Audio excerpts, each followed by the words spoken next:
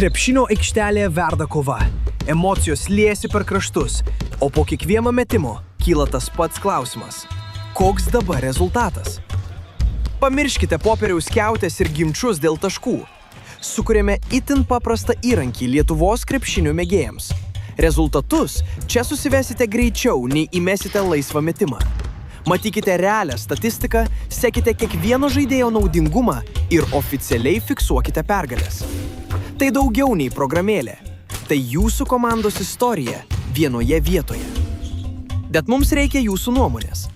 Ar sutiktumėte investuoti simbolinius 1 ar 2 eurus, kad jūsų lygos žaidimas taptų profesionalus ir skaitmenizuotas? Parašykite mums komentaruose, ką manote.